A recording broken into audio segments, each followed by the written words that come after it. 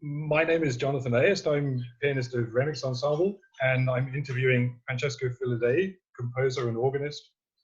And this is because Casa de Musica is making a transmission of a performance given by Remix Ensemble and Peter Randell of your opera, Francesco, Giordano Bruno, which was premiered by Remix Ensemble in 2015.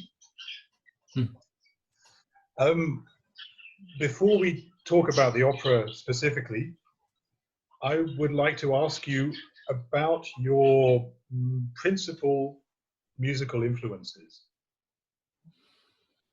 Yeah. Yes, there are many. I mean, I think first of all, I think there is Puccini that was really strong in my story, particularly Butterfly. Okay. So I remember when I was 14 or something like that, listening to the opera. It was really a shock. Not in the same moment, but just little by little, it was like a poison entering in my feelings. And well, for example, if you take Giordano Bruno, there are many influences, but you can feel a lot of Tosca inside, Yes. I think. And then, of course, my teacher was Sciarrino, that had really, for me, a strong impact. I think mostly like as a person and his way of thinking the form, musical form. So you were saying of course, your teacher was Salvatore Sciarrino. Yeah. This is, of course, his way would, in a way, liberate you from diatonic tonality into more abstract, a very free sound work.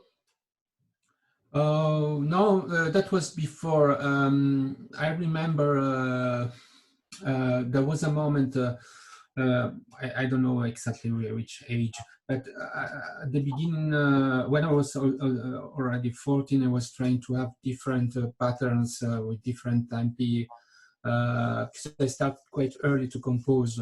And then it happens that my uncle received at home a recording, a tape, and on that tape there was no name. And after a while I discovered there was John Cage inside and some Carl Orff, the last Carl Orff, I mean, Di Temporum Fine Commedia, and all these kind of things was I remember myself laughing at all listening to Cage, but after that I was trying to to put microphone inside the Yes. piano and just smashing everything and recording the tape of the contra and so on.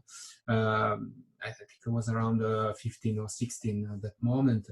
And then, for my birthday, I received a long play, several, of the Nerone by Mascagni. That was a completely new version, I think. And I went back to the disc in a shop, and I changed it with some CD. No, at that time was long play. And one of them was Sciarrino. Then there was also Bussotti, that I think was very important for me too, because actually he was the first great composer which I met really before Sciarrino in Firenze. And then there was, I think, Aldo Clementi and some Berio. But I was shocked mostly for Sciarrino and Bussotti. Okay.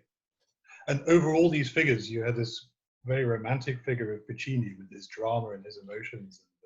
Yeah, Puccini, that was really the kind of feelings that's something that I'm from Pisa, it's 20 kilometers from Lucca, and really you have a kind of a sensibility that it's really next to you understand directly without any.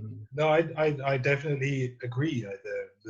to participate in your opera Giordano Bruno was really an Italian night at the opera. It was. But you can hear also that what I was saying before about Karl Orff Di Temporum Fine Commedia, there is something also of that. And of course, you can find, I mean, a lot inside from Palestrina that it's really quoted to our days. Yeah, actually, there was some. I was also curious to see because you also have a parallel career as an organist, and now as an organist, you started with Jean Guillaume, yes? Yeah. And that was where? Well, in Zurich. Okay, because Guillaume has a very strong French tradition. He was taught by Dupré and de Reflet and Messiaen. Yeah, yeah. But he was also a very strong exponent of Bach. Yeah. His vision, he had his vision of Bach that was quite particular. So not French in any case. Okay, I mean, but I also sense these two worlds in your music too. There's very colorful French. Yeah. This use of color that we did a lot of colors with, even off the instruments, you know, with toys and stuff like that. But also this very, as you say, the Palestrina, this commitment to counterpoint in your music. This I like very much. Yeah, you know, you can't, I mean, the root stay and you can understand where a composer comes from and his history thanks to his music. Of course, I think if I see what I'm doing now, it's an Italian composer that went to study in French. As if you, I think you can really understand a French composer and an Italian one and a German one have different kind of mentality, and you feel it from their music. Okay. Yeah. That's, I think it's also the beautiful thing of making music, that it's something that allow you to understand where something come from. I sense always a strong control of texture though in your music. Or very often you set up, for example, 3 clearly independent strands, and those stay, you know, throughout a particular scene, and we can follow the way those 3 strands relate to each other, as if it was a fugue or something like this. Yeah, you would agree? Yeah, yeah, absolutely. I'm actually, every time I see, I have an image, a starting point, and I don't move on.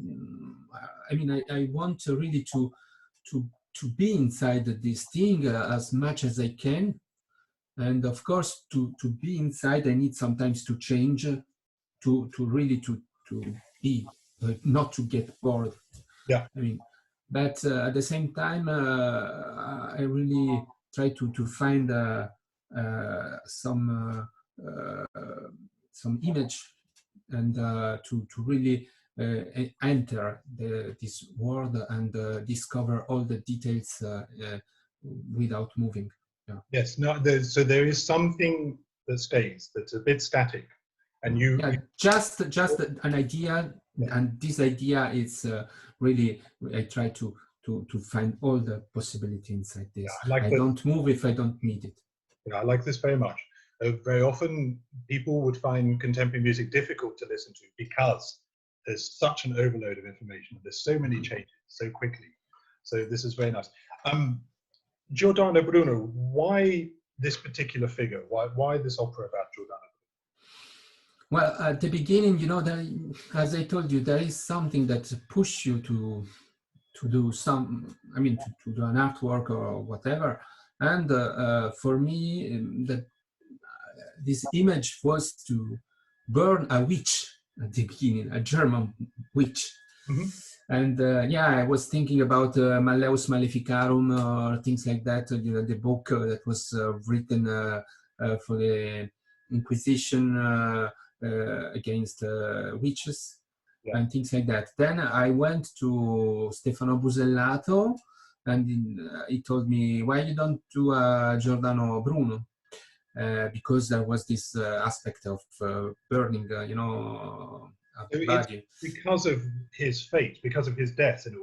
Yes, exactly. And then I went to Nanni Balestrini, and Nanni Balestrini, when I was discussing to him, he suggested me the same subject, Okay. Giordano Bruno. So, and I have done philosophy. I mean, I've studied, I didn't finish, but philosophy with Stefano Busellato also in Yes. Pisa. And I've studied for an exam on Giordano Bruno. So I had all the books, and even if I found that them very heavy, I was fascinated from Yes. that. But So, just to clarify, he was burnt not really for his scientific or philosophical views, but for his religious views. I think it was really very, very difficult man that was all the time against everyone, and basically his character was the contrary of Galileo. Then after had the same kind of problems, but it was quieter.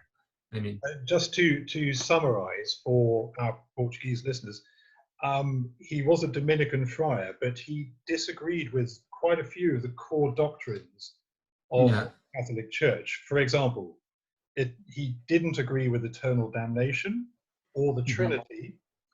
He denied the divinity of Christ, the virginity of Mary, and transubstantiation. That's basically everything.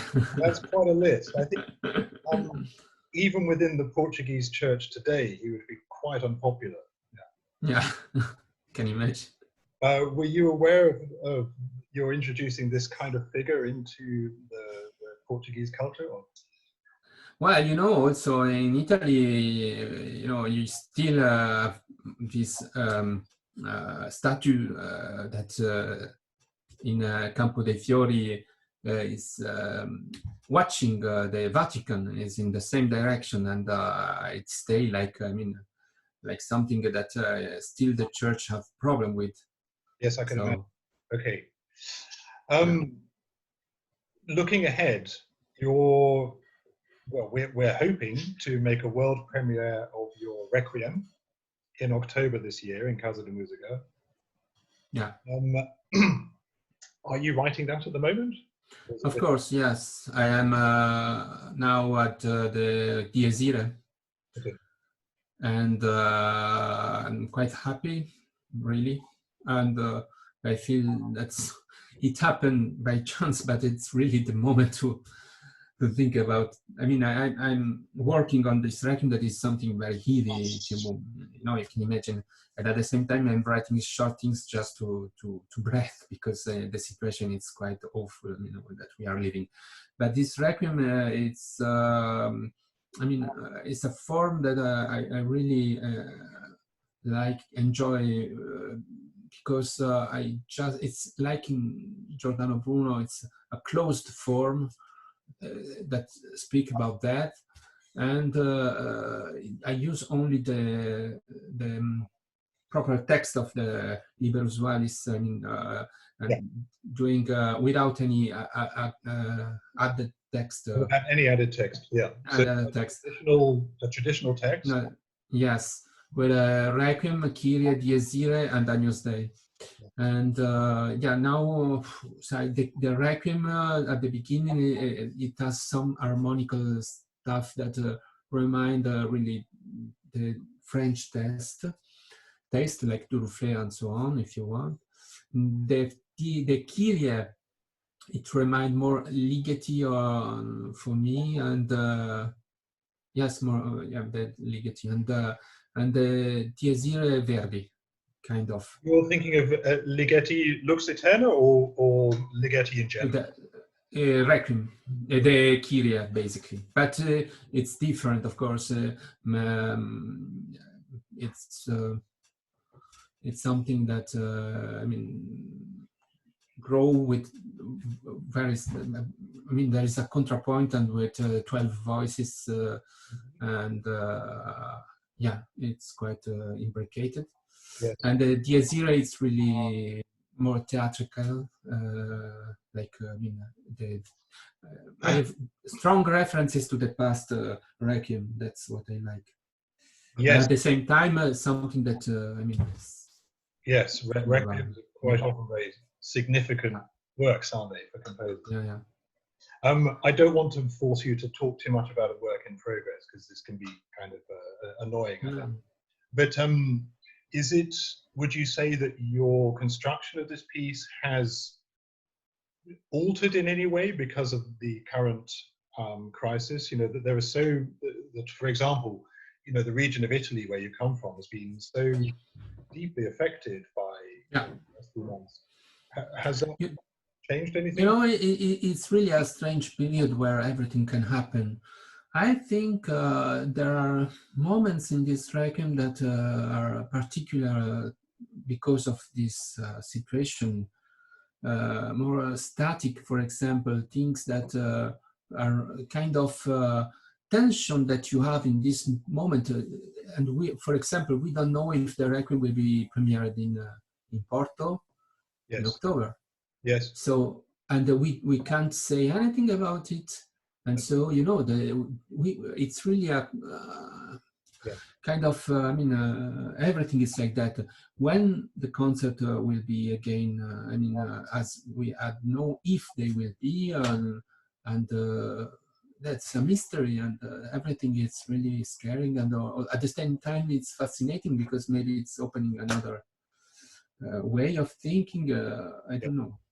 But Yes, I know all it's these kind of things, of course, affected mostly, I think, the Kyrie and the Dies Irae. I mean, I am at the half of the Dies Irae, and so yeah, half of that work.